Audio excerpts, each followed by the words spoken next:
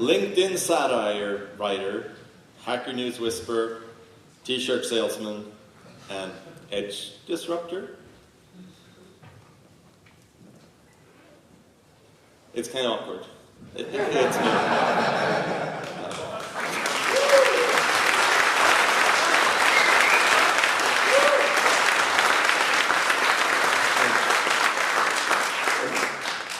You have to realize, at the time where I put myself up for speaking, I did not know if we'd have a lineup.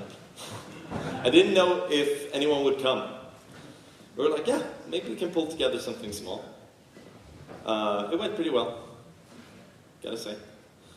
All right, so I've been up to some stuff, technically, recently, and I want to tell you about it. It'll be a bit of a journey, but I like to start cold, so let's start with the demo. Let's see if I can find my mouse pointer. That is kind of critical for hitting tiny targets on tiny screens. All right, so let's start one nurse virtual machine. It didn't take much. It's up and running. Things are good. I think the CPU and load and everything looks pretty happy. What do you say? Yep. Let's do 10. Okay, you can see it actually lit up a little bit. It's doing okay, but it's done and pretty quick. So you can see these are CPU cores, all the squares. So we have a lot of them, 192. That's more than my home machine. This is a different machine.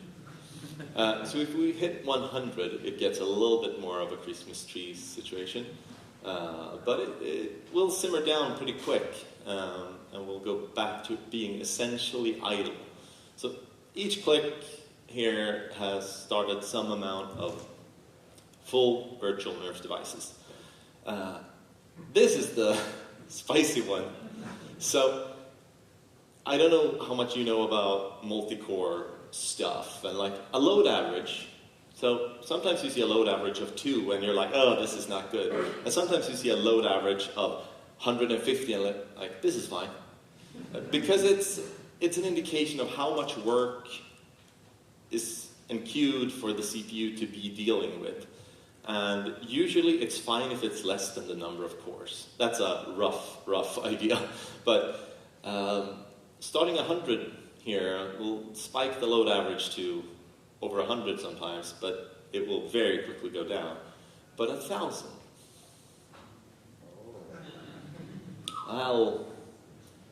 That'll be noticed.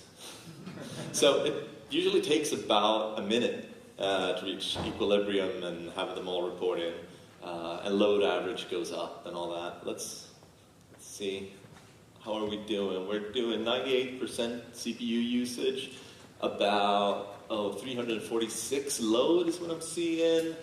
The total memory doesn't change, hopefully. We had a faulty stick at one point. That changed. Used memory, you can see, is pretty high. And you can see the memory usage as a percentage. And up there, KSM savings, that's kind of interesting. We can keep an eye on that one, because it keeps going up.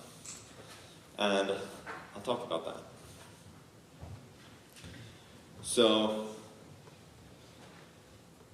this machine is part of the fun exchange I've had with Glacius. So when I was talking to now sponsor, then prospective sponsor, Glacius, about sponsoring this conference, they were like, okay, let's see what among our offerings could be interesting to Elixir devs.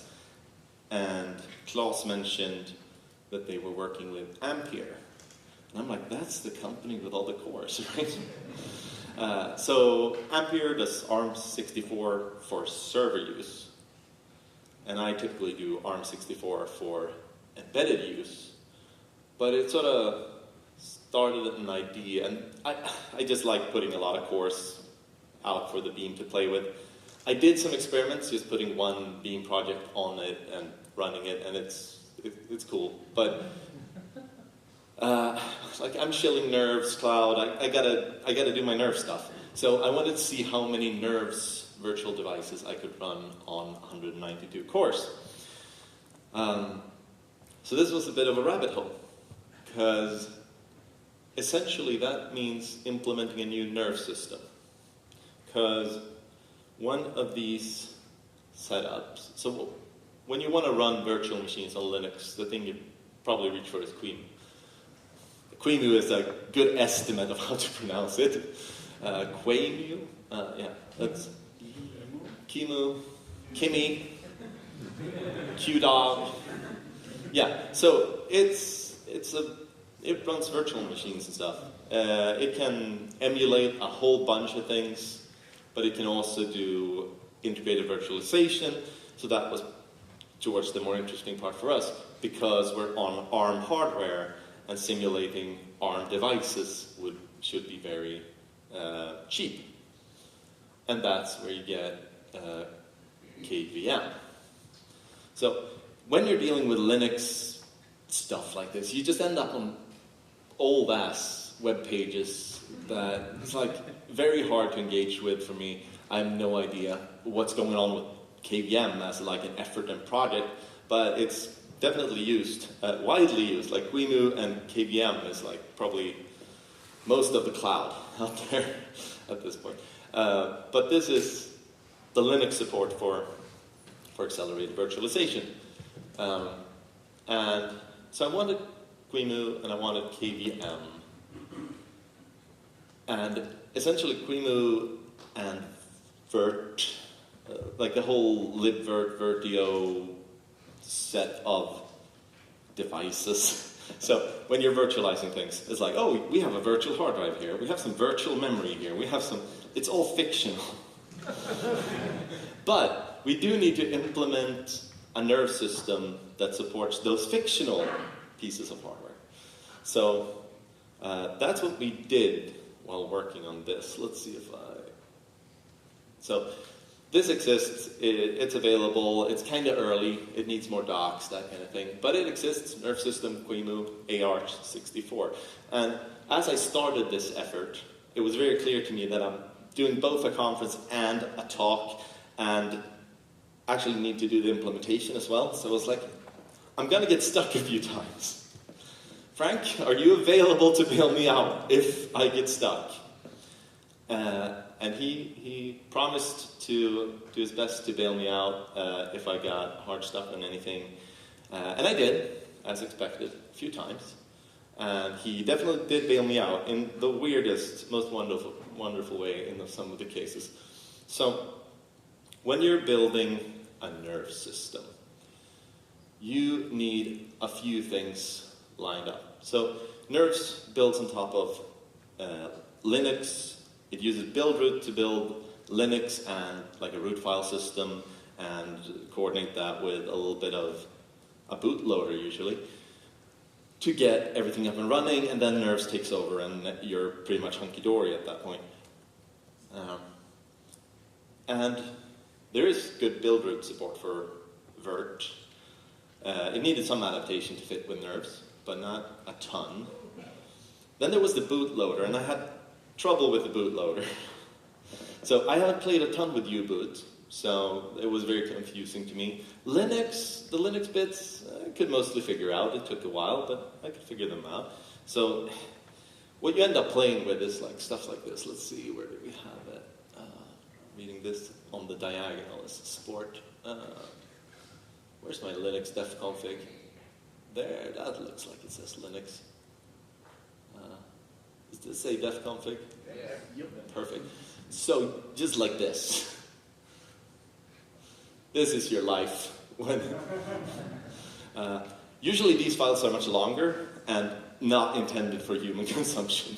But we try to boil them down for nerves to only have the absolutely most important bits. I don't know, we might be able to boil away some more of this, but we did a decent job with this one. And then, to say what goes in the root file system, we have like the nerves def config, which is the exact same, but it fits on one page, so that tells you that we put some effort in. This is what's included in a nerve system. This is like, oh, you want to be able to ls a directory, you want to be able to like mount file systems. Like we have F2FS, I bet there's some squash FS in here. There's stuff about which Linux kernel do we build and in what way, where we find our Linux def config, all that stuff. So this is kind of the starting point for the build. And initially, the server hadn't shipped to Glesus, so I got access to a lab server from Ampere, and I spent a lot of time SSH'd into that one, just rebuilding the Linux kernel and going, does it boot now? And progress was pretty quick. So QEMU does have a nice thing it can do where it can boot Linux directly if you just provide it a kernel and like a root file system image. You don't actually need a bootloader to use QEMU. But I still needed a bootloader. I could get nerves up and running, but I couldn't update the nerve system because which part of the nerve system you boot. So when you updated the nerve system, we use an A partition and a B partition so that you can fail back to known good firmware if the update failed for any reason or seemed unhealthy. And that thing, the switch, that's determined by the bootloader. And if you skip using the bootloader, you kind of have a problem there. So we need a bootloader. I was really struggling with U-boot. I need to get good at U-boot. I'm getting familiar. Getting familiar with U-boot now, but I'm not at comfortable, and I'm not at this working. But Frank and I, we're pretty different in many ways, many interesting ways. But we also have some similarities. We are easily nerd-sniped, we easily rabbit hole, and we don't really like boring nonsense that we've done before. So I assume that was kind of the motivation that when I started prodding him about the U-boot problems I was having, he's like, sure, I think I have a solution. He wrote a new bootloader.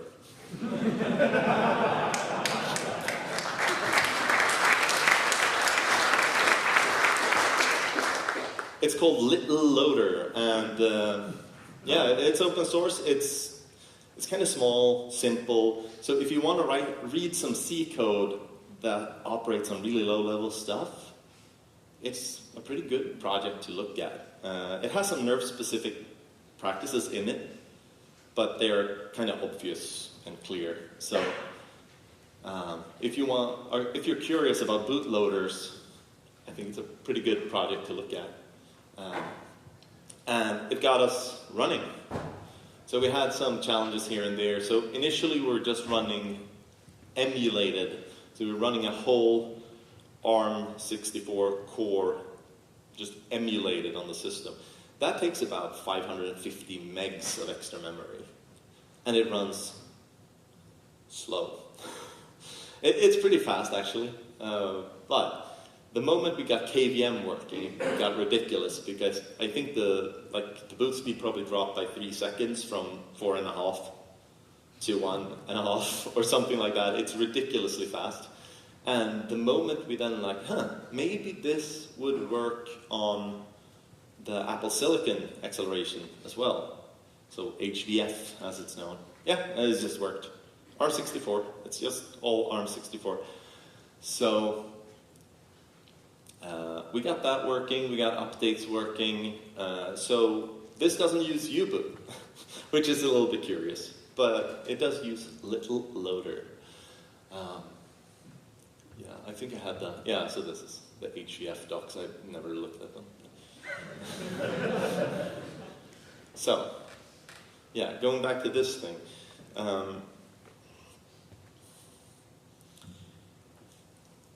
It's kind of fun.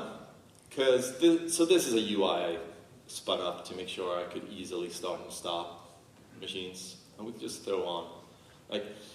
So I wrote 2 blog posts in the process of making this. I don't know if I was trying to prove something to someone that I had good reach. My hope is that I get to play more with this Ampere stuff. But they both successfully went on Hacker News, which is, of course, everyone's metric for success, I suppose. I find it kind of fun. I know people find it exhausting and terrifying. I'm like, yeah, I speak nerd, and I'm used to it. It's fine. But yeah, the first blog post was before KVM. That one was called like something like 500 Linux VMs running nerves or Elixir or something. And then I had one that was, the next one that I wrote in a few days after was 5,000, running 5,000 Erlangs, which is a bit misleading because Erlang is like a unit of a phone call or something. There's definitely people here that can clarify that for you. But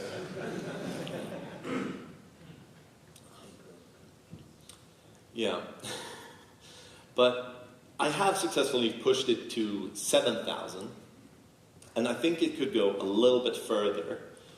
But at that point, I was mildly disrupting some of our Nerves Cloud customers, and I didn't have time to root cause the bottleneck. I think it's that we're running on fly shared CPUs and they get cranky. But yeah, so this one is capped at 5,000. That's fine, and we scaled up to France, so we're good. But yeah, the limit is really memory. And at some point CPU, but really memory. And if you look at memory usage, well, if you look at the KSM savings thing, so that's kernel, same page merging. I wanted to see how much I could fit. And 1 terabyte of RAM is not that much. They kept telling me, well, 4 terabytes is terribly expensive. And I'm like, I wouldn't know, honestly. But if you do this, the KSM savings keep going up because we are running thousands of completely identical virtual machines. So that's a KSM is a mechanism on the host machine, so on the Ampere non-virtualized, that is just combing through memory and going, we already have this, we already have this, we already have this, and deduplicating and releasing memory. And it can dedupe a whole lot of memory. I've seen it at over 500 gigs, meaning, and it just keeps going the more VMs you spin up, essentially. So, that's kind of fun. Let's add a couple more. It can get a little bit sluggish, so like starting the 3,000 takes a lot longer than starting the first 1,000. Then let me see if I can navigate. So, is this top one, does that say devices and Nerves Cloud and stuff? Yes. Perfect. You're my reading angle. But ideally, remember me.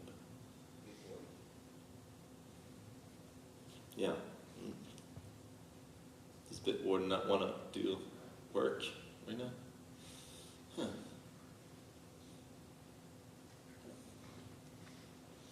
Well, I'll find a Bitwarden window to bring over. Can you come over here, please, window, where I can see you?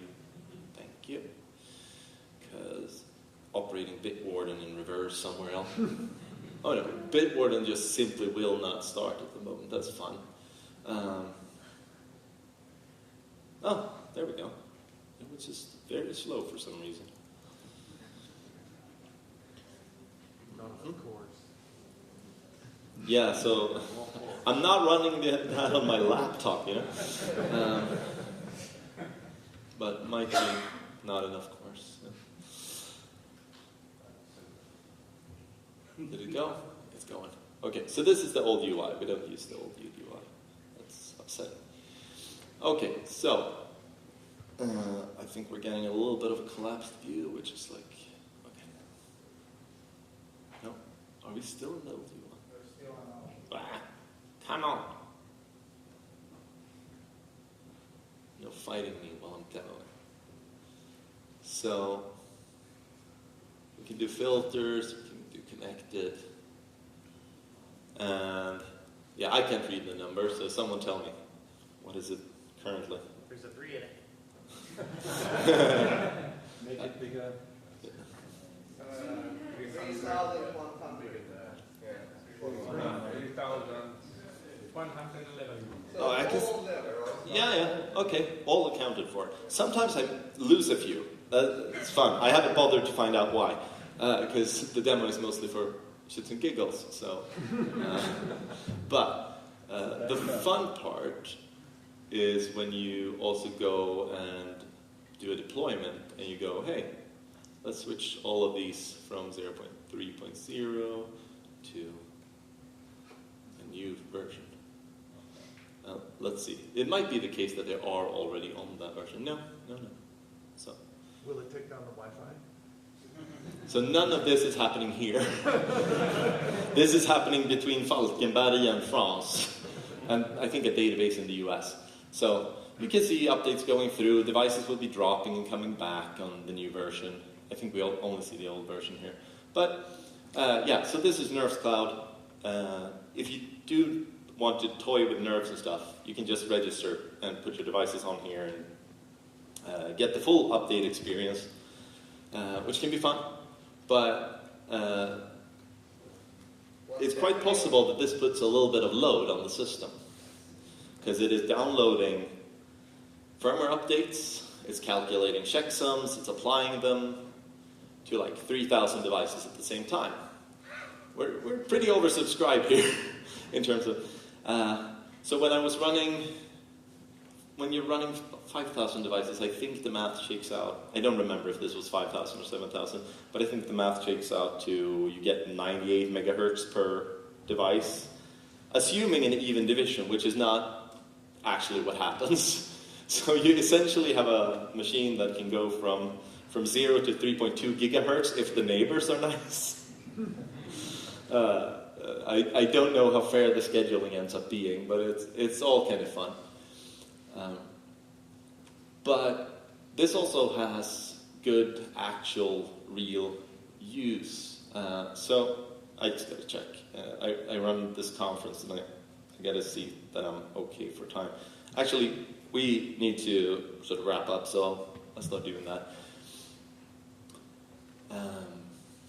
Yeah, so there is actually good use possibilities for this system. It's not just a toy.